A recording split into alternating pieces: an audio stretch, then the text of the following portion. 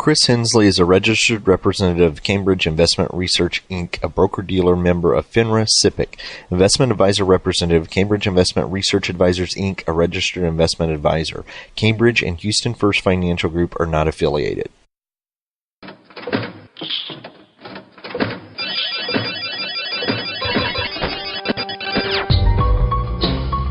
The Houston Midtown chapter of the Society for Financial Awareness presents Money Matters with your host, Christopher Hensley.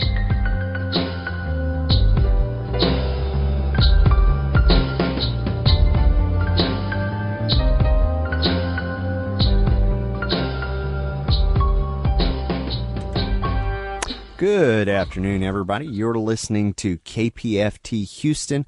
I'm Chris Hensley. The time is now 11 a.m. Got a great show lined up for you today. As we approach the holidays, we start thinking about our finances. It is once again Houston Money Week in April of 2019. So why are we talking about that now? Well, we have been getting ramped up for Houston Money Week. Each and every month we meet and we get started and get going for Houston Money Week. And then when we get there, it is a giant event that takes place in April. Houston Money Week partner WenFang Bruchett and author of the book The C.A.S.H Formula will be joining us. She is live here in the studio with us. She will be joining us very, very shortly. So please stay tuned, and we will do a kind of a deep dive about her experience with Houston Money Week, but also the new book that she has just written, The C.A.S.H Formula. So with that, usually, if you're a longtime listener, you know that I usually reserve the first few moments of the show to kind of tell you a little bit about what's going on in the Houston and the Gulf Coast region when it comes to financial literacy. We are at the end of the year, the end of 2018. I have one more seminar that is going to be at the third week of December. So I want to say it's the 22nd, but I'm not quite sure. And that's either going to be, I haven't decided, it's either going to be on TRS, Teacher Retirement System, or ORP, Optional Retirement Program for state retirees. Now that is going to be free. It is going to be open to the public. It usually starts around 10:15. It's about 2 hours or so. It's going to be on the Luscane Library that is on Westheimer. But with that, that's about all we have here. And then we've got, we do have Houston Money Week, which we have been meeting, the leadership team. We've been meeting with the partners. It is ramping up. So that's kind of a good leeway in. Let me get your mic on here. That's kind of a good lead in to talk about our guest today, WenFang Bruchett. She is a member of the leadership team of Houston Money Week. She is also an author of the book, The C.A.S.H Formula. WenFang, thank you so much for joining us today. Thank you for having me on. Absolutely, absolutely. So we're going to talk about Houston Money Week, and I know you from Houston Money Week, and that's one of the things that we had planned to talk about. But I'm very excited about the new book that you have, the C.A.S.H Formula. Listeners do not know this, but you have been on the leadership team, and you kind of took a hiatus for a very specific reason. Can you tell us a little bit about that and introduce yourself to the listeners? Well, first of all, with the Hurricane Harvey, I literally was swept away by water.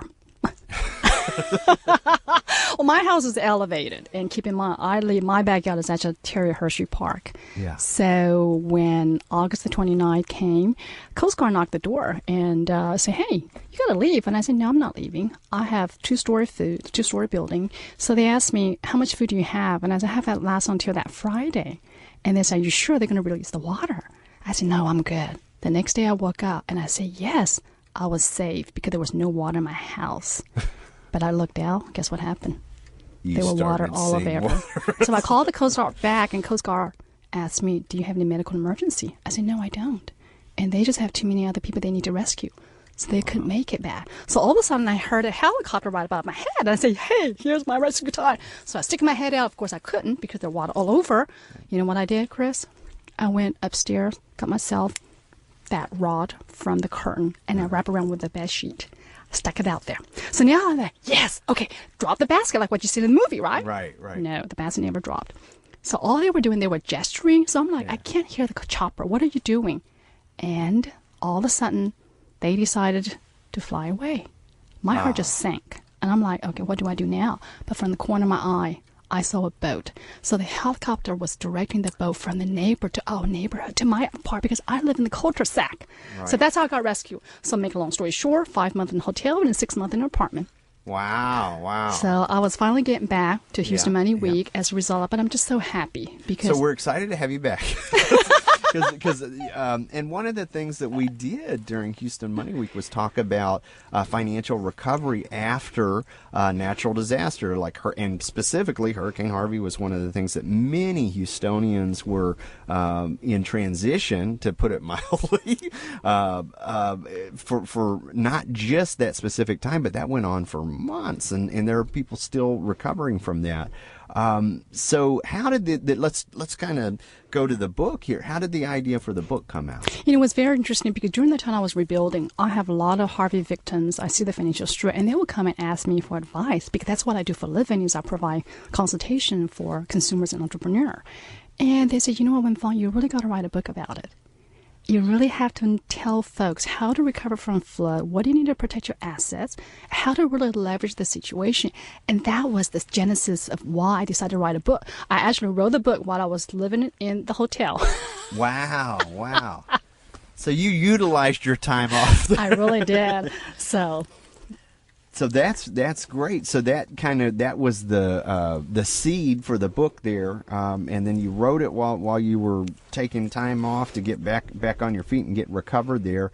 How specifically did Harvey lead to what you call the cash formula? Correct. And I'm so glad you asked that because one of the things that I have noticed is that the stress, the emotional stress that I have seen in all the victims. And one thing people don't really talk about, Chris, is there's emotional side in health. Is one of the big component for become wealthy. People focus on saving $10 here and there. That is not the point. And that's the reason why I have really combined the holistic approach. C stands for credit. People don't realize the importance of credit. A lot of folks that they're applying for a certain loan, they get denied because they don't realize the credit is actually play a huge role. So that's what C stands for. A is assets.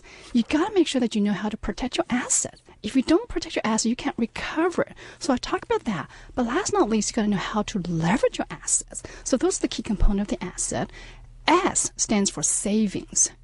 A lot of folks, they actually had to cash out 401k as a result of that because they didn't have any flood insurance. So I've seen all the trauma associated with that. So you got to know how to save, first of all, have the resources. You got to make sure that you have pretty much debt-free. This is my preach of how to go about really become debt-free. But also, there's a specific strategy you got to know how to save. Last not least is the health component part of it. There's a way to think. I didn't know how to go to the doctor because of my mind. And how do I train my mind to do that? Just like you play jiu-jitsu, right? Yeah. So there's a lot of components, the mind game. So if you know how to control your mind, you know how to control your finances. It starts with that, number one. Number two, you got to know how to move. People don't realize, I got to go to the gym all the time. It is true. But there's other way that you can do it if you don't have the time. Also, how to eat. People don't realize eating is very simple. You can't tell, but I love to eat. And I eat a lot. People don't realize that. Okay? I would not have said that. No, you would not have said that. But that's the reason why, because I know how to eat. And so those are the components of what cash formula is about. In order for you to achieve financial wealth, you got to make sure those elements are totally balanced. We all have wealth inside of us. We just need to really bring it out. And that's why I always said, you know where the richest land is, Chris, in the world? You know where the richest land is? No. It's actually in the cemetery. Why? Because a lot of people have passed on without realizing their dream. The reason they didn't realize the dream because they have all those financial issues that they couldn't overcome. Right. So they really could not do what they want to do in their lifetime. And that's why they still have the music in their ears when they die.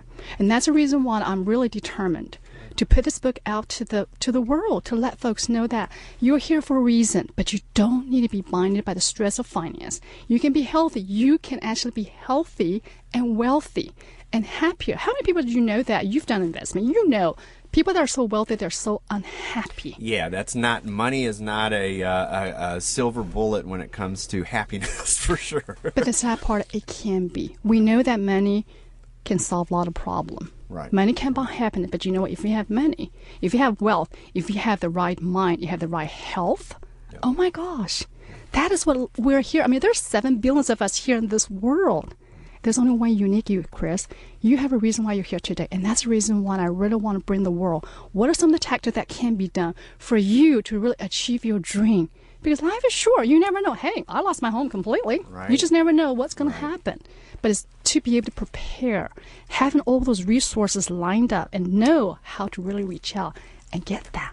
So I think that the strong, when I hear things like system and formula, I hear plan. I like the financial health aspect of it. You mentioned that the first component of the plan that's the C part of it, which is for credit. Can you tell us a little bit about how credit plays into all this? And I'm kind of speaking ahead here, but some people will have good credit and be in an emergency situation, and some people will have bad credit. Tell us a little bit about how that would work. Well, first of all, if you are to rent an apartment, what are the landlords going to look at you? What is your credit? Your insurance. It's going to be impacted. Your car insurance rate is going to be impacted based on credit. So people don't realize how much credit is actually embedded in our life. So number one, we can't expect everybody to have good credit. Hey, I'm the one ruling credit when I was very young. I used, first of all, I actually skipped up on the lease. I had no idea what happened to the lease. As a matter of fact, 7 years later, that's how I know it impacted my credit. So there's a lot of fundamental that people need to understand what and how the credit is going to play in your part. But just by knowing the credit, you got to know how to leverage the credit. And that's where the formula comes in, because coming from banking for all those years, 20 plus years in banking, there is a box that you got to make sure that you fit. And that's where the formula comes in. There's a little, how should I say, a little formula. If you know how the bankers think, if you know the underwriting guidelines, you actually are able to think like a lender, then your loan's going to get approved. A lot of times I've seen the entrepreneurs that go into the bank, they get turned down and they have no idea, and they get so disappointed because they've been banking with them for all this year, and they're kind of blaming on the banker, say, why did you help me when I need you the most? But they don't realize there's a way that the bank deals with, because banks are so regulated, so is credit union. But if you know what exactly they're looking for, it's almost like I share the secrets. Right. And that's what that is. That's what this whole book is all about.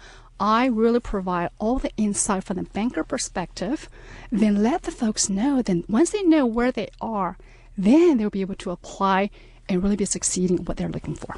So that's huge, because many people, you mentioned the lease as an example, but things being on there that they don't go away necessarily, and so you talked about know the credit, so having an important idea of where you stand, and then being able to leverage it, getting those kind of secrets that people don't often know when they should.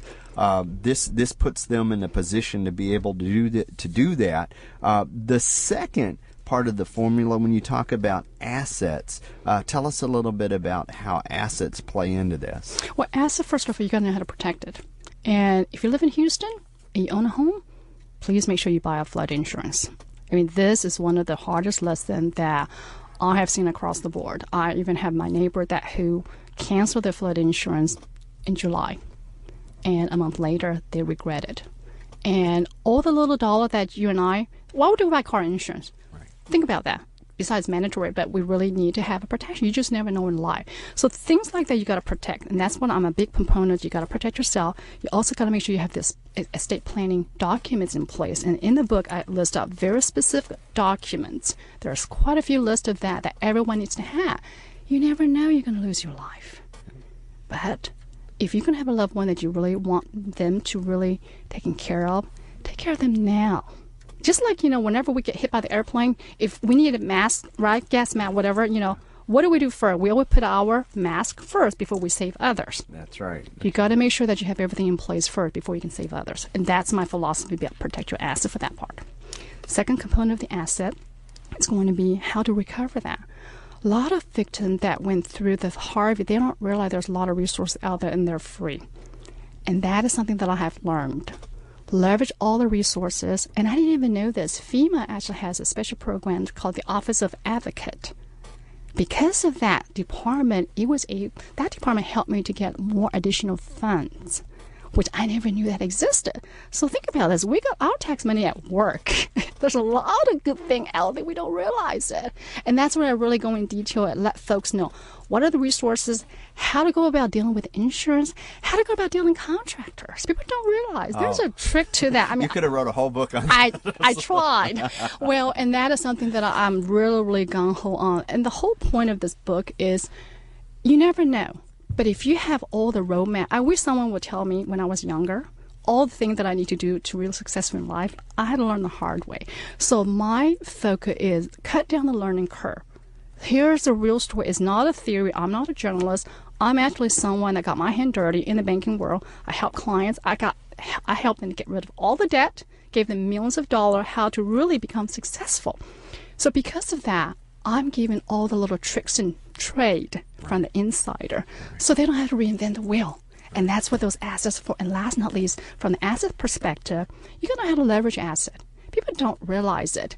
You've got asset that's sitting there that could have helped you to expand your business, could have helped you to really take you to the next level. My dad, years ago, owned a restaurant.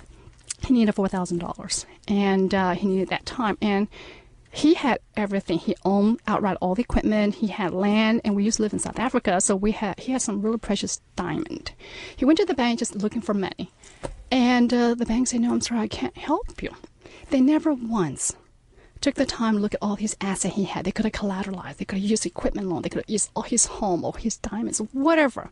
So my dad ended up selling a very, very precious land for less than $5,000 that he was reserved for development later. So the moral of the story is you really got to know your stuff because you can't always count on, quote unquote, the expert. That's the way I looked at it. Become your expert. So my whole preach is you become your financial boss. And that is what this book is about. You're going to be empowered to become that. I love that. I always say that nobody's going to tell you to pay yourself first, that you have to be the one that kind of steps up. And that's exactly right. Sometimes the experts don't bring to attention everything that they need to bring to your attention. Your dad's that example is a good example of that. But being informed, having that information. You talked about recovering assets, some of those free resources that are out there. And I'm thinking back around Harvey when, there was some tax, but there were all kinds of things that came up. But if you didn't know they were there, you wouldn't be able to take advantage of them. So having those resources and really know, that's one of the good things about your book is that you kind of lay out some of these things that people didn't realize, even dealing with contractors. No, and I try to make it fun because I know how boring finance book can be. And the whole synopsis of the whole thing is really get down to the point. I'm the kind of person, just get down to the point. You literally like an outline format. You just take this, here's a format, and apply it. Right. And of course, strategically apply to your certain situations. That's going to be applicable. Well, and then the S that's in the formula for savings. Tell us how savings plays into all of this. Well, I'm a believer. You got to be debt free, and this is one of the things. And I was able to really overcome a lot of hurdles. A lot of folks that still have the mortgage, they had to deal with the bank, they had to deal with the insurance company, and there's a lot of complexity behind that. Those that have gone through that, they can attest to that. So I talked about the strategy, especially how you're able to clean up your debt with a specific time frame. So I talked about the strategy, and this is something I have done from all my clients during the years I've been banking. Also right now, I help clients how to really strategically, because you don't want to just pay the smallest first. I'm totally different against that because to me, you got to look at holistically. You got to look at and see what is on the highest interest rate, but you got to take everything in account, not just one account at a time because the power of compounding. What is the power of compounding? Is when you have interest on top of interest. It's nice if you're saving, but what if it's just a loan? Right. That's going to work against you. That's what people don't realize. It's the negative power of compounding. Thank you. And that's what I take a look into the whole picture of where you are and come up with a plan, and that plan has worked because I had this gentleman that he had 6 pages of a credit report. My highlighter almost went dry because of all the debt he had. I was able to give him a loan. He was able to have a specific date when those debts going to be paid off, and the combined debt that he had was even less what he was paying for his credit card combined. When he left my office, he was like crying. Wow. He was in the middle 60s. He didn't know because every time he goes to the bank, guess what happened? The bank would just give him the money. Right. Because he had a perfect credit. But they don't realize they're there because they want the production. You and I know, coming from the banking perspective. Coming from the bank, I managed banks, so I know, and I had to drive my banker and say, hey, you got to make sure that you get the production. But from the client perspective, it's actually not the right way. And that's what I try to steer them in the right way. And that's the reason why I share the book. It's called The Truth About Finance, because you can't let other people to dictate you. You got to know, is this the right option? And outsiders who have not been in the banking background, there is a sales atmosphere there that people don't necessarily realize. So that's important that you've shared that with the readers there. The last one, you talked about this when we opened, so let's close off the book with this, is health. Tell us a little bit about how health plays in it. Well, first of all, I think the mindset, people talk about mindset thinking, we heard about positive thinking. No, it's not that. I have folks come to me when I present seminars in Houston. They said, I can never get rid of my debt. I said, you know what? If you believe that, you're right. Just like Henry Ford said, if you believe you can, you're right. If you believe you can't, you're right either way. So what exactly is your brain? Okay, and there's actually a tale. There are two wolves inside our head. Which one wins? The positive side or negative side? Which one, Chris? Whichever one is stronger. Well, good point. Whichever one that you feed. Think about that. So how many times does it really play on our part that we have a negative about our wealth, about health? It's all stemming from that. So if you have the right mindset of looking at things, and there's some strategy I talked about in my book, how to think properly. I use the word why. It's like a fork.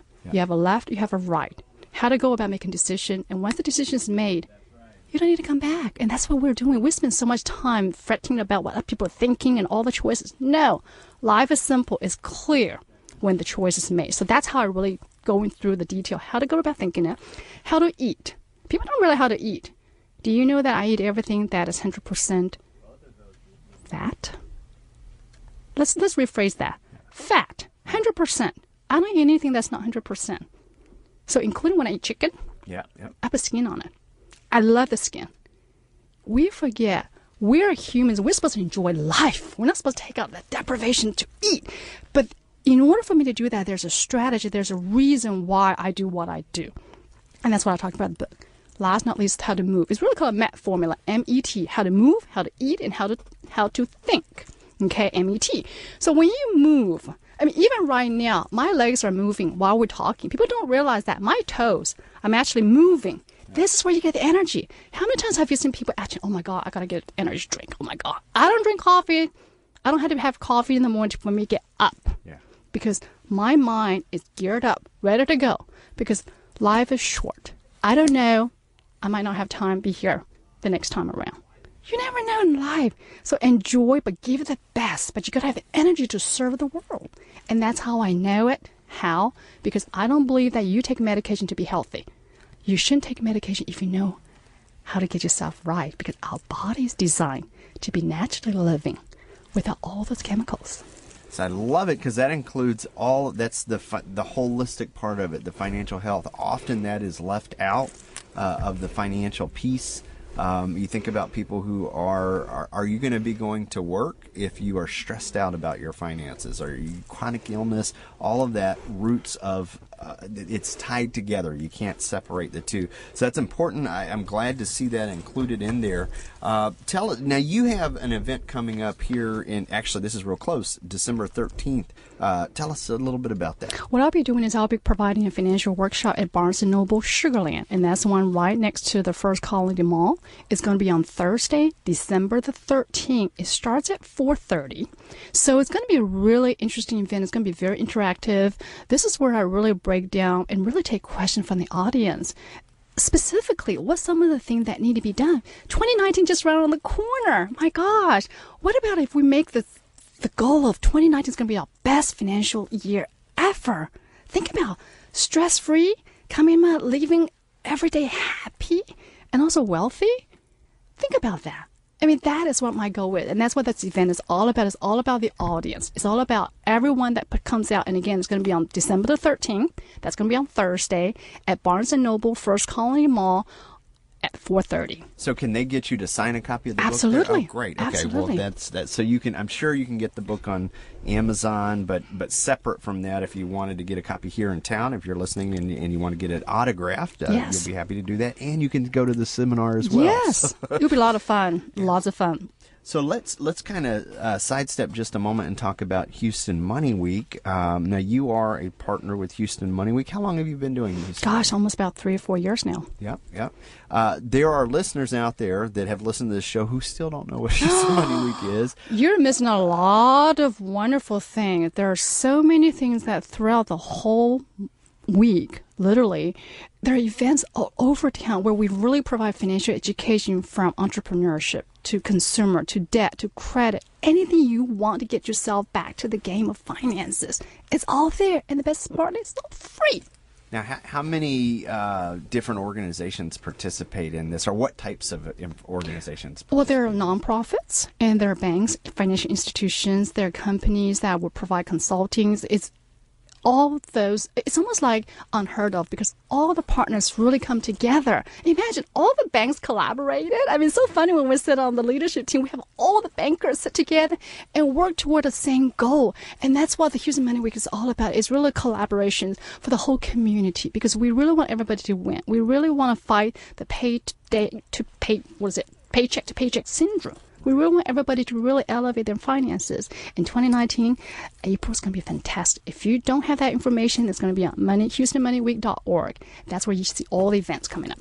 So, and that is, it seems far away, but it's not far away. It's right around the corner. So I smiled real big when you said, well, it's everybody, because it is. There's nonprofits, there's for-profits, there's banks, there's local city government that's been supportive throughout the years. There are schools. Yes. There's high schools. There's middle schools. There's universities. So it's got a big footprint all across Houston, and it happens here in April coming up, 2019. And also, if any organization want to participate, come on board. We have meetings coming up for the next couple of months. We would love to get everybody involved. So those meetings are open to the public. So if it is something you want to do, most of the time they're at the United Way here in Houston, which is a nonprofit, but it hosts other nonprofits, other nonprofit initiatives like Houston Money Week. So we're doing that once a month. Other ways that people can become involved, they can actually host events at their company. Tell us about maybe some of the events that you've seen over the past few years here with Houston Money Week that may be some of your favorite events. Well, there's so many favorites. I mean, I will have to pick on the one that we did together. Yeah. You're a little partial there. I'm a little kind of partial there. We did actually an event with the controller 2 years ago, and he actually came out to Whole Foods. I can just put a plug on that. We actually did it outside. What was so fun about that, it comprises all the element about finances. You talk about investment. We've got folks talk about budgeting. We got folks talk about how to have planning retirement. Every segment of that. And what was so interesting was the folks that they were there, they were just glued to the topics because it's so pertinent to them. So you just never know where you're going to find those events going to be near to you, but we always make it fun. That's the most important thing. It's really all about understanding the truth about finance, but it's also having fun with your money, because if you don't have fun at the end of the day, there's no reason to have that. Absolutely. I'm trying to think of what else to ask you on Houston Money Week here, because there's so much stuff going on there.